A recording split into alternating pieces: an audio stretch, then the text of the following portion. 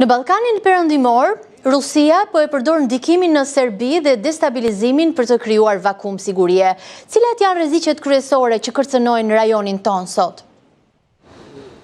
Well, clearly unresolved conflicts, let's be frank. Sigurisht janë konfliktet ende të pasgjidhura. Ende kemi çështjen e Republikës Srpska dhe zotit Milorad Dodik në Bosnjë që bllokon progresin e atij vendi.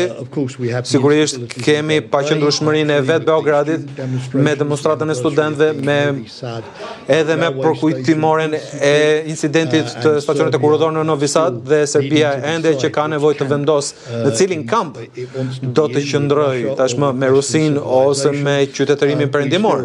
Ende sigurisht kemi tensionet midis Kosovës dhe Serbisë, që të gjithë i dinë. Pra fatkeqësisht ka ende to konflikte politike ende të pasgjidhura në rajon që ndoshta mund të jenë paksa edhe të lodhshme për të gjithë, por që ende duhen punuar për të gjetur një zgjidhje përfundimtare dhe sigurisht këto tensione i japin Rusisë një lloj hapësire politike për të ndërhyrë me fushat, dizinformimi, me krime kibernetike, me ndërhyrje në zgjedhje dhe siç u pa edhe në ndërhyrje në Moldavi që fatkeqësisht nuk ishte suksesshme, por që sigurisht ishte e pranishme.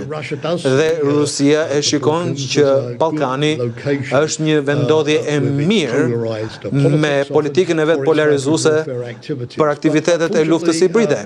Por fatkeqësisht integrimi vazhdon, më shumë vende tani më janë gati të bashkohen me Bashkimin Evropian dhe angazhimi i BE-s me këto vende është gjithmonë më shumë me politika duke dhënë edhe benefite përpara afrimit dhe vendet në rajon bashkëpunojnë më shumë me njëra tjetrën në kuadrin e samitit të Ballkanit Perëndimor që ndodhi në Durrës dhe në Shqipëri, siç po ndodh edhe sot, dhe NATO është e përkushtuar ndaj Kosovës dhe Turqit kanë marrë përsipër komandën e KFOR-it dhe lidershipi italianëve.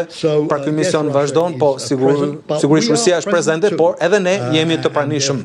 Dhe prandaj mendoj se pavarësisht zigzageve, integrimi i Ballkanit Perëndimor në strukturën euroatlantike vazhdon. Dhe kjo është çfarë është më e rëndësishmja. Kam dhe një pyetje të fundit, zoti Shej. Vučić ka thënë se të gjithë po përgatiten për luftë, teksa justifikon armatosjen e shpejtë të vendit. Ai thotë që armatosja është për mbrojtje, por autoritetet në Kosovë janë të shqetësuara. A ka rrezik që sipas jush të kalohet në konfrontim? Well, I don't understand why Serbia nuk e kuptoj pse Serbia duhet të shpenzojë kaq shumë për mbrojtje. Kush po kërcënon Serbinë? Do t'i bashkohet Bashkimit Evropian dhe do të ketë një partneritet me NATO. Dhe ka më shumë dizintegrim të Serbisë, siç po ndodh, se sa në vitet e Miloševićit para 25 vitesh, kur Serbia dhe Jugosllavia e atëhershme u nda.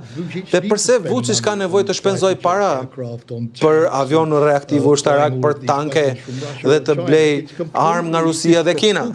Kjo nuk është proporcionale për çfarë do lloj analize objektive për sigurinë e kërkesave që Serbia ka. Janë vlen më shumë për krimin e organizuar, për korrupsion, për kontrabandën dhe më shumë që mund të jenë për ndryshimin klimatik dhe për zjarret apo për mbytje siç po i shikojmë. Për këto duhen shpenzuar më së shumti dhe më duket një shpenzim i kotë i burimeve që Serbia ka më shumë më tepër nevojë për arsimin, për punësimin e të rinjve të vet, për modernizimin e ekonomisë. Dhe mendoj se nëse je një votues në Serbi dhe je taksapagues, bën mirë të pyesësh qeverinë pse po shpenzon paratë e taksave jo mbi çështje sociale dhe ekonomike për përmirësimin e vendit, por mbi armë dhe ta dim që paktën kush është armiku dhe për çfarë duhen këto armë. Dhe shpresoj të paktën që buxheti i mbrojtjes, që sigurisht çdo vend ja ka nevojën, po çdo vend ka nevojë për mbrojtje dhe të mbrojë veten, por shpresoj që ky buxhet dhe programi do të ishte më i harmonizuar me objektivat e sigurisë që çfarë po ndodh në Ballkanën dhe nuk do t'i kthehet në një kërcënim imagjinar sigurie. Zoti Shej, ju falenderoj shumë që ishit sot me ne dhe ndam këtë bisedë, ishte një kënaqësi. It was a pleasure for me too. Thank you. Kënaqësi dhe për mua dhe faleminderit për ftesën. Good day to you. Shikues të nderuar, shkojmë në